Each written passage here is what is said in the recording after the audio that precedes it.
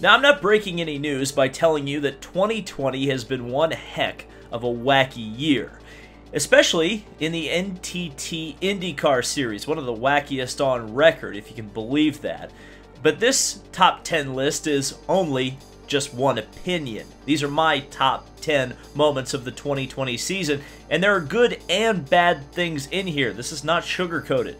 But certainly, I want to hear from you. Let me know down in the comment section below what you think were the top 10 moments of the 2020 season. What did I get right? What did I get wrong? So, without any further ado, let's get into the top 10 moments of the 2020 IndyCar season. Number 10. Andretti on the pole. Unbelievable. Andretti is on the pole position. Not since 1987 had an Andretti led the Indianapolis 500 to the green flag. But that all changed this year when Marco Andretti pulled out a shocking pole position.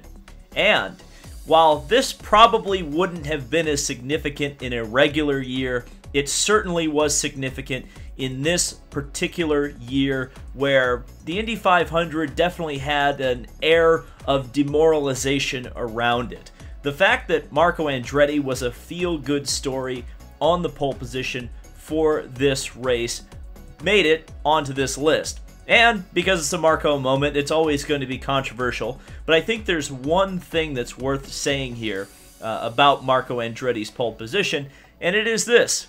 This is one thing that Marco has done that, while his grandfather has done, his father had not. And Michael Andretti, his team owner and father, of course, is one of the drivers that many consider the greatest driver to never win the Indianapolis 500. Well, he may also have been one of the greatest drivers to never win a pole position, and his son, Marco Andretti, has accomplished that feat, at least. Number 9. No attack, no chance. Whoa! Hold on, both of you. Clear. Are you kidding me? Takuma Sato may have saved what was an incredibly not so memorable doubleheader at Gateway this year with an incredible outside pass on Patricio O'Ward for second place in race 1 of the Gateway doubleheader. It's yet another example of Takuma Sato's incredible legacy that he's building in IndyCar that some people like and some people hate, there's no doubt about it. No attack, no chance. Now, oftentimes, or perhaps some people would say more often than not, it ends with Sato or somebody he's trying to pass in the wall. But the no attack, no chance philosophy does lead to spectacular moments like this, and it certainly was perhaps the most spectacular pass of the 2020 season. Number 8. Air Chungus. On the outside. Oh, huge crash in the back. Certainly the most spectacular crash of the 2020 season occurred on an aborted restart at Iowa Speedway, involving Colton Herta and Rinus VeeKay. Herta getting launched into the air, catching the catch fence very briefly, and then landing, thankfully, right side up. Now, while crashes like this are incredibly spectacular to look at, the thing that I really want to point out in this incident was the safety of both drivers and the fact that both drivers were able to walk away from this unscathed.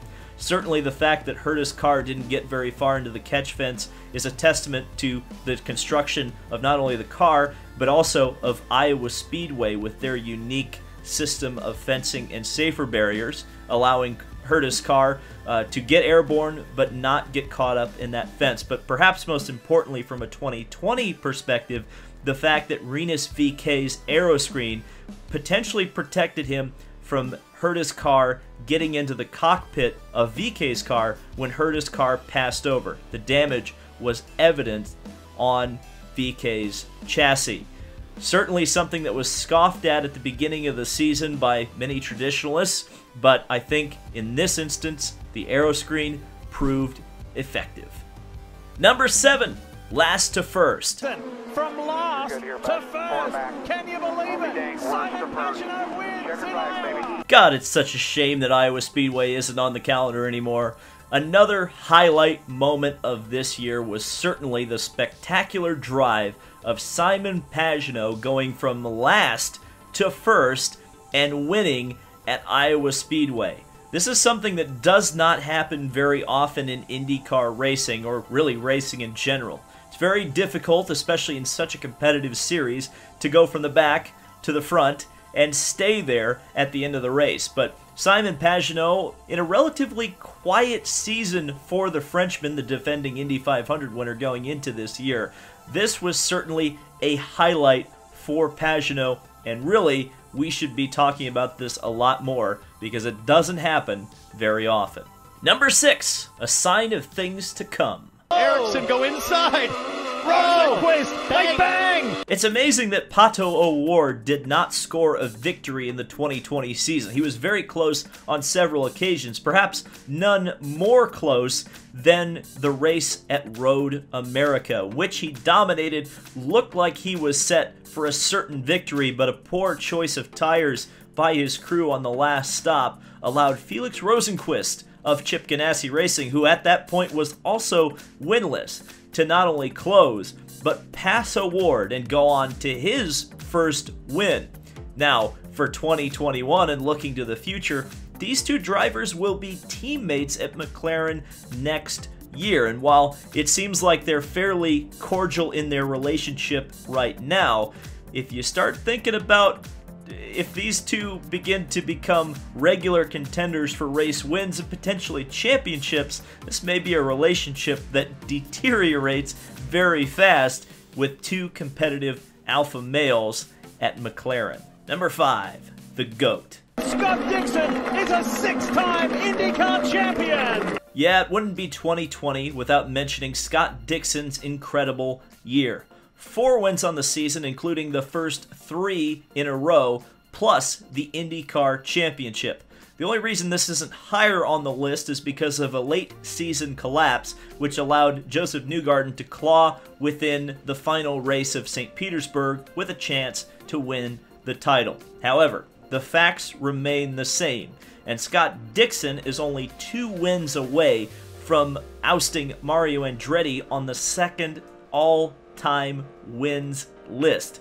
And even perhaps more impressive, he's only 1 championship away from tying A.J. Foyt for the most all-time at 7 championships. Scott Dixon is truly this generation's greatest driver. We really need to appreciate him while he's here. Number 4, the shutdown.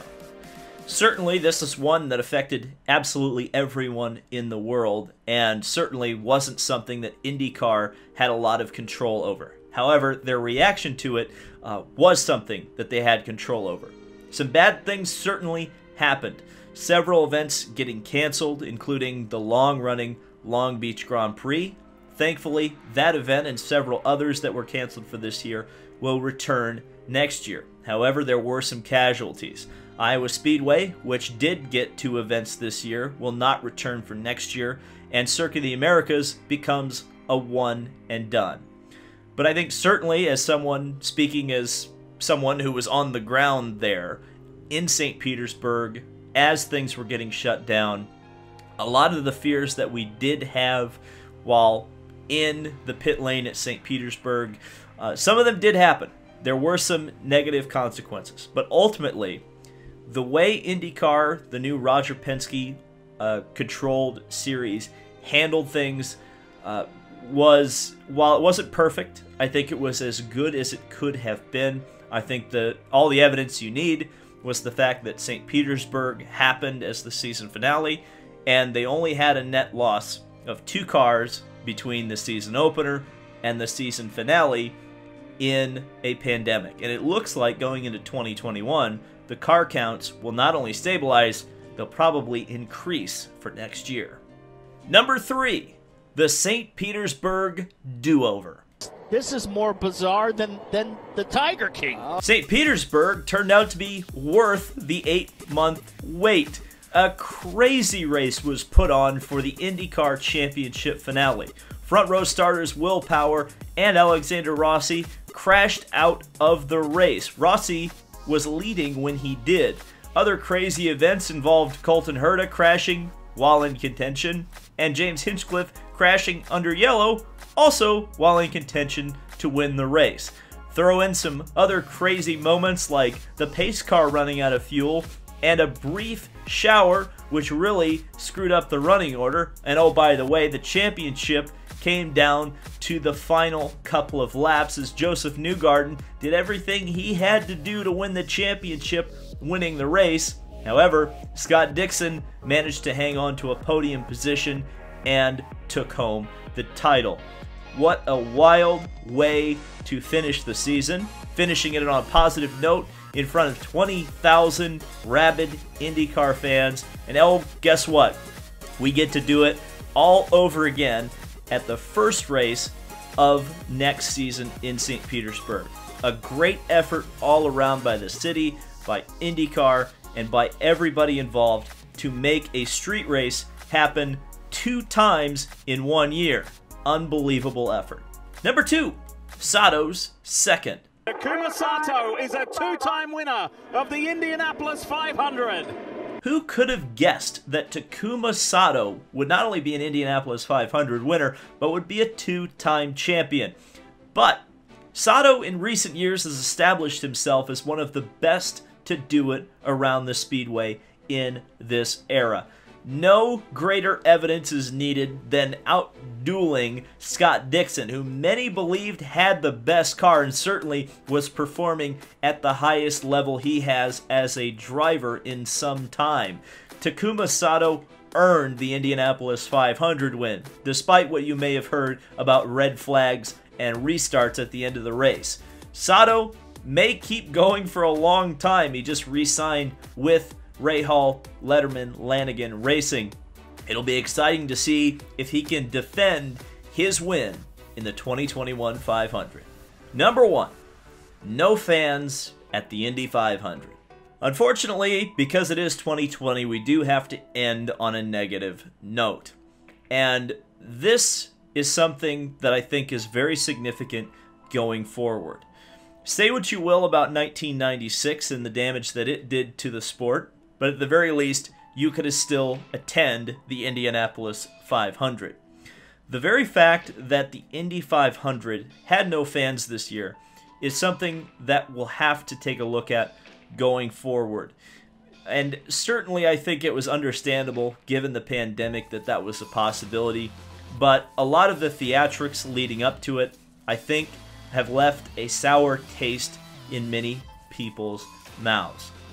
Certainly, a big mistake was made by Roger Penske, perhaps his only real major mistake this year, by claiming that there would be fans at the Indy 500 or there would be no race.